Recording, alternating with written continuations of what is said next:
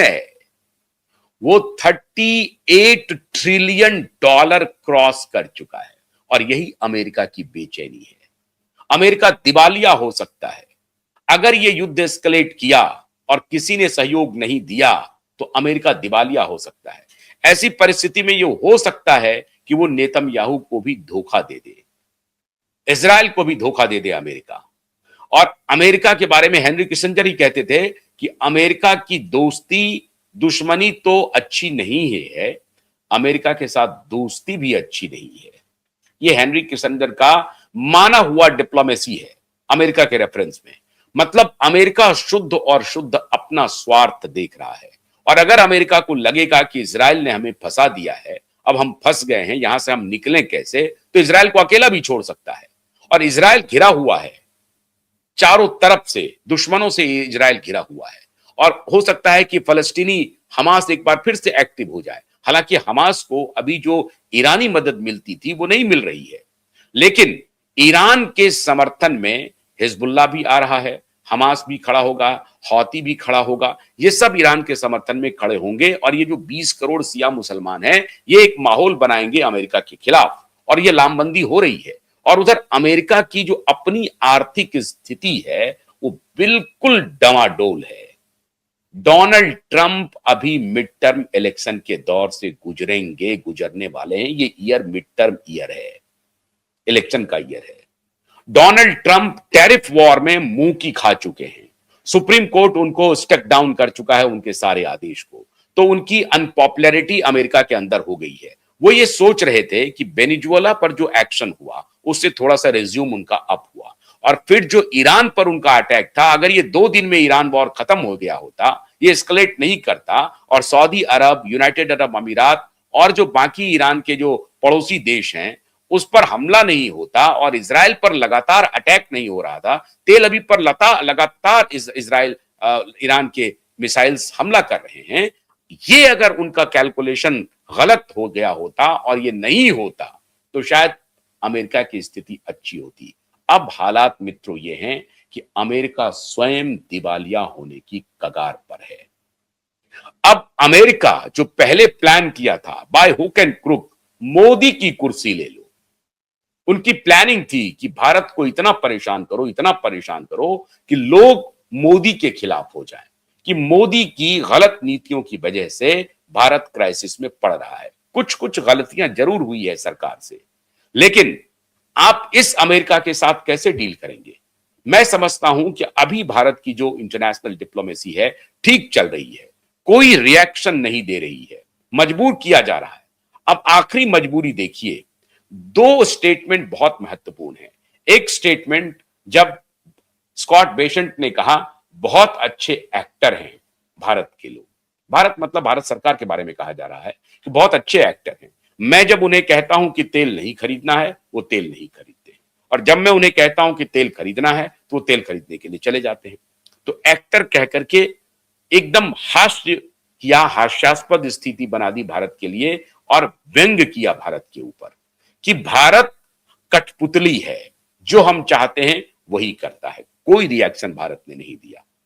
बवाल मचा, यहां पर देश के अंदर भी बवाल मचा। अपोजिशन के पार्टी को सवाल उन्होंने उठाया, सवाल उठाना भी चाहिए, अपोजिशन को यह सवाल उठाना चाहिए कि ये हिम्मत कैसे कर रहे हैं स्कॉट बेसेंट, कैसे भारत के बारे में इस तरह का अनर्गल बयान कर रहे हैं, ये उठाना चाहिए, इसमें कोई शक नहीं है, मैं इसे बुरा नहीं मानता हूं।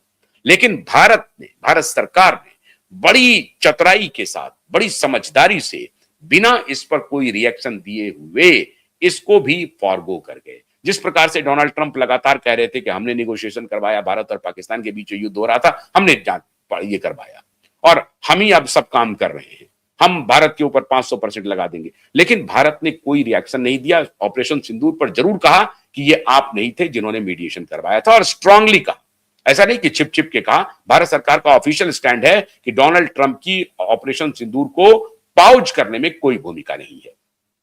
अब दूसरी जो स्थिति खतरनाक बनी मित्रों, वेवर किया 30 दिन का कि आप रसिया से तेल खरीद सकते हैं। बिल्कुल हास्यास्पद स्थिति है। वो वेवर देने वाला कौन है? वो हमें कहता है तो हम तेल खरीदते हैं, वो हमें कहता है तेल मत खरीदो तो हम नहीं खरीदते हैं। ये स्थिति बिल्कुल एक सोवरेन कंट्री के लिए एक सोवरेन देश के नागरिकों के लिए निश्चित रूप से यह सवाल है।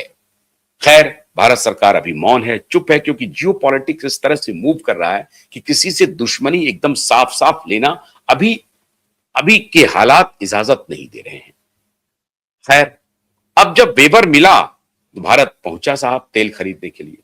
अब यहां पे बहुत बड़ा गेम हुआ है और यह गेम इशारा कर रहा है कि अमरीकी डीप स्टेट, दुनिया की खुफिया एजेंसियां, डीप स्टेट असल में मोदी की कुर्सी के पीछे पड़ा हुआ है। वो मोदी की कुर्सी लेना चाहता है हर हालत में। अब जब तेल खरीदने के लिए भारत पहुंचता है तो रसिया कहता है कि नहीं साहब, हम अब आपको जो हनीमून हमारा चलता था, हम जो आपको रिबेट देते थे, वो हम नहीं देंगे। ये क्या बात हुई? आपकी जब मर्जी होगी तेल खरीदेंगे, आपकी जब मर्जी होगी तेल बंद कर देंगे। ये अच्छी बात नहीं है। आपने जिसके कहने पर तेल खरीदना बंद किया, अब जाइए उनके पास, हम आपको तेल देंगे, लेकिन हमारा और आपका अब वो रिश्ता नहीं है कि हम दोनों मित्र देश हैं और हम थोड़ा सा रियायत दे देते हैं प्राइस में, कीमत में। अब वो नहीं चलेगा। अब कमर्शियल टर्म्स पे हम आपको तेल देंगे। आपको लेना है तो लीजिए, नहीं तो दूसरा रास्ता देखिए। अब ये जो स्थिति है मित्रों, ये बेहद खतरनाक है। ये भारत को ट्रैप करने की कोशिश है और इसीलिए कई बार लगता है कि पुतिन को डोनाल्ड ट्रंप ने पहले ही ब्रीफ कर दिया होगा कि देखो, अभी हम भारत को कह रहे हैं कि तेल मत खरीदो तो तुम्हारा नुकसान होगा, लेकिन हम सारे नुकसान की भरपाई करवा देंगे। अभी तुम क्या कर रहे हो? सस्ते दर पे भारत को तेल बेच रहे हो, लेकिन जब कुछ दिन के बाद हम कहेंगे कि तेल खरीदो तो फिर वो तुम अपने कमर्शियल रेट पे खरीदना। तो जितना दिन तेल नहीं लेकर के और सस्ते रेट पे जो बेचा है उसकी भरपाई तुमको हो जाएगी एक ही महीने में। तुम चिंता क्यों करते हो? तो हमको थोड़ा भारत को ठीक करना है, भारत को थोड़ा सा आर्म ट्विस्ट करना है, हमें करने दो। तो वो भी चुप रहा। हालांकि भारत ने अपने तरफ से कोशिश की, रसिया को कन्विंस किया कि चिंता मत कीजिए, देख रहे हैं पागलपना वो कर रहे हैं, हम आपसे तेल खरीदेंगे, थोड़ा उनको भी थोड़ा देख लेते हैं। ये भी भारत की तरफ से भी डिप्लोमेसी हुई होगी, निश्चित रूप से हुई होगी। लेकिन मैं दावे के साथ कह सकता हूं कि पुतिन और ट्रंप के बीच में ये एका है और ये सभी सौदागर हैं साहब। मैं बार बार कह रहा हूं कि British, German, Russian, American, Spanish, French एक ही क्लान है, एक ही क्लान है। मोड बदल गया है, स्थितियां सिर्फ बदली हुई है। एक कम्युनिस्ट कंट्री है, दूसरा कैपिटलिस्ट कंट्री है, बस व्यवस्था का में सिर्फ यही डिफरेंस है, लेकिन क्लान एक ही है। इसलिए आप अंधा, अगर आप अंधा भक्त बन जाते हैं, वो भी बनने की जरूरत नहीं है।